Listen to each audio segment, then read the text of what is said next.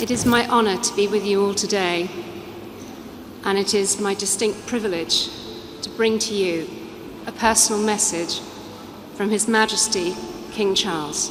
You won't believe what went down at Buckingham Palace in the dead of night. A midnight message, yes, literally, rocked the royal household, and the person behind it, none other than Sophie, the Countess of Wessex. And let's just say her words were not soft. They sent shockwaves through the palace and practically whispered, "This is the beginning of the end for Charles. You want drama? This is it." So what exactly did Sophie spill? And what does this mean for the future of the monarchy? Oh, buckle up, because everything you thought about the royal order is about to be flipped. It all started on a cold, eerily quiet night. The palace wasn't its usual serene self. The hallways, dead silent. No whispers, no bustling staff, just tension. Sophie, graceful, poised, but visibly shaken, was moving through the corridors like something huge was about to drop. Her face said it all. Something serious, something royal-level serious was brewing. She entered a small private room. Only the most inner circle of the family was allowed in. It was dimly lit, those grand chandeliers flickering above them like something out of a tragic film. Everyone sat in heavy silence. You could feel the grief hanging in the air like fog. And then Sophie spoke, her voice low,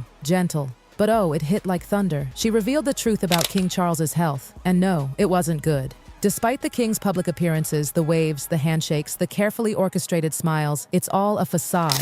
Behind the scenes, Charles is battling something much more serious than anyone let on. What began as minor symptoms had escalated, fast. The king was struggling. Sophie didn't sugarcoat it. She laid it out with that heartbreaking honesty that leaves everyone stunned. There were tears. Even the toughest royals broke down. This wasn't just a health update, it was a reality check. But wait, it gets even more shocking. Sophie revealed that Charles had already made a secret move. A royal proclamation had been signed behind closed doors. It wasn't public yet, but its impact? Monumental. While the line of succession remains untouched, this decree hands Prince William and Catherine sweeping new authority. They've been quietly stepping into Charles's shoes, and now it's official. The king wanted to ensure the monarchy stays stable, even if he can't lead like before. And that meant turning to William and Kate, a smaller, tighter royal unit. No more bloated family tree, just the two golden heirs at the front, keeping the institution intact. Inside the palace, the mood shifted instantly. Yes, there was heartbreak, but also a sense of resolve. William and Catherine weren't just figureheads anymore.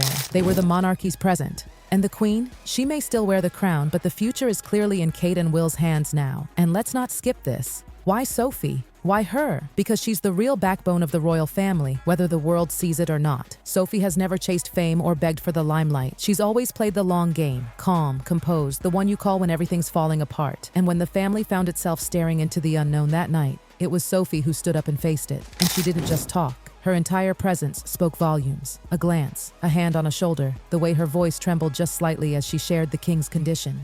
It wasn't a performance. It was pain. Real pain. Behind palace doors, Sophie is loved, adored actually. Her relationship with the late Queen Elizabeth was deep, built on trust and mutual respect.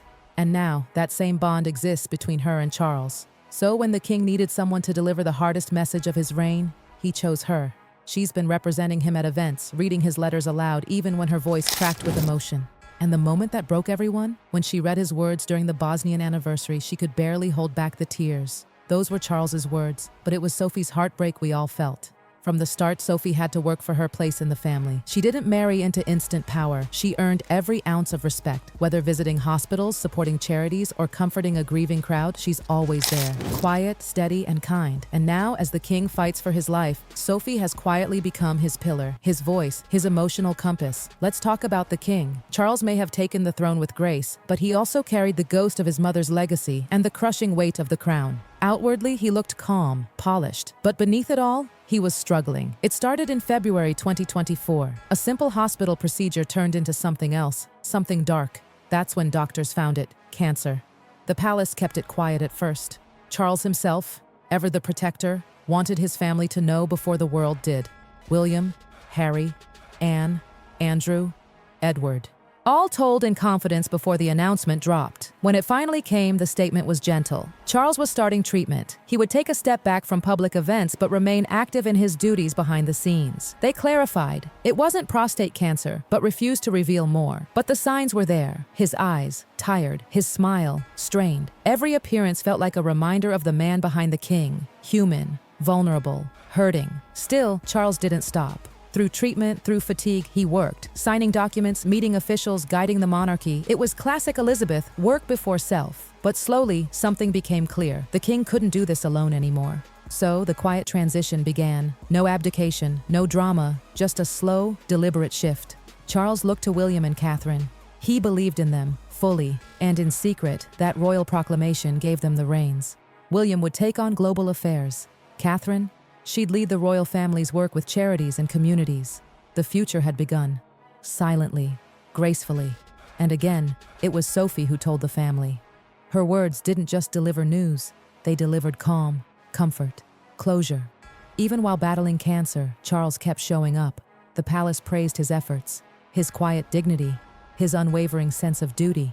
But behind the speeches and waves, the royal family was preparing for something big. And Catherine? Oh, just wait till you hear what's next for her. While the world focused on King Charles's quiet battle and William's steady rise, something much bigger was brewing, something nobody saw coming. Catherine, the Princess of Wales. Suddenly, she wasn't just William's elegant partner. She was becoming something we've never seen before in royal history, a true royal powerhouse. And let's be honest, she didn't just inherit this role. She earned every bit of it with grit, grace, and her signature quiet fire. Inside the palace, major moves were happening. Private decisions, whispered conversations, and one massive shift in royal strategy. Catherine was at the center of it all, and no one outside those palace walls even knew. It wasn't always this way. Catherine was once the commoner who married the prince. Remember? People underestimated her. Too polished, too quiet, too perfect. But behind those serene smiles was a woman learning, growing, and watching everything. Every step she took was careful, deliberate. She knew she wasn't just marrying into a title. She was stepping into history. And now, the palace isn't just leaning on her, it's building around her. This new royal order gave Catherine something no other Princess of Wales has had in over a century: the power to grant royal warrants. Yes, you heard that right. Not since Queen Alexandra has a woman in her position held that kind of sway. She can now publicly support businesses and institutions, giving them the royal stamp of approval, an influence that stretches far beyond the throne.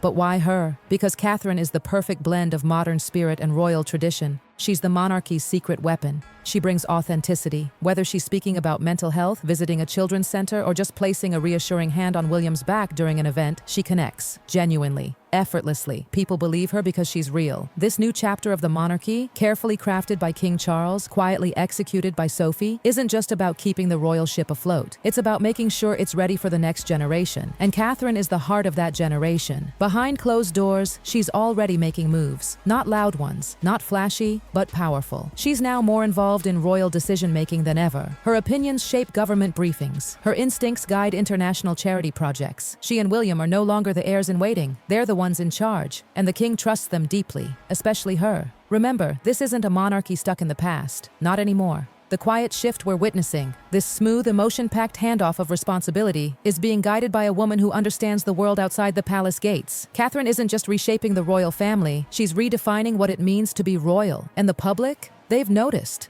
From her charitable work with Heads Together and the Early Childhood Center to her calm, inspiring presence during tough public appearances, Catherine has become the royal family's emotional anchor, the one people trust, the one they love. And William? He's right there beside her, never overshadowing, always supporting. It's a partnership that's modern, equal, and deeply, visibly loving. Their bond is the quiet heartbeat of this new royal structure. And honestly, it's something the monarchy has never truly had before, a real royal love story guiding a nation. Behind the scenes, Charles watches it unfold from the comfort of Windsor and Sandringham. And he's at peace. His legacy is secure, not because of policies or speeches, but because his son and daughter-in-law are carrying it forward, beautifully. Even Duchess Sophie continues to play her quiet, powerful role, representing the king at key events, speaking softly but clearly, carrying the emotional load with a calm few could handle. The family knows it. Without Sophie, that midnight message would have shattered them. She is their stillness in the storm, and let's not forget the symbolism. Catherine now holds the authority to issue royal warrants, something no Princess of Wales has done in more than 100 years. She's choosing eco-conscious brands, wellness-focused companies, businesses that actually reflect her values. It's not about fancy endorsements, it's about impact. That's the word that defines this new monarchy: impact. The days of pageantry for show are over. Now it's about what the royals stand for, what they change, who they help. And the shift? People feel it. When Catherine visits a hospital, the staff don't just see a royal, they feel seen. When she talks about motherhood, about postpartum struggles, about balancing duty with being a woman, a wife, and a human being, it resonates. She's real, and that, above all, is her power. Even abroad, foreign leaders are paying attention. Catherine's influence stretches beyond the UK now. She's attending global summits, speaking on behalf of families, women, and mental health. Not because she has to, because people trust her to, and her words carry more weight than anyone expected. Meanwhile, King Charles is still present, still signing papers, still reading briefings. But his role has shifted. He's now the guiding elder, the steady heartbeat, the grandfather of the institution, and he embraces it. This transition hasn't been marked by turmoil, no crisis, no scandal, just a family adapting, supporting each other, healing together. And yes, there's still sadness, because let's be honest, the shadow of Charles's illness still hangs heavy. Every new update is watched carefully, every public appearance is examined. We're all holding our breath a little bit, but somehow, through it all, there's something beautiful happening. The monarchy isn't crumbling, it's evolving, led by two people who understand the world, who love each other, who care about the people they serve. Prince William and Princess Catherine aren't just royals, they are the monarchy now. Not someday, not in waiting. Now in this new chapter,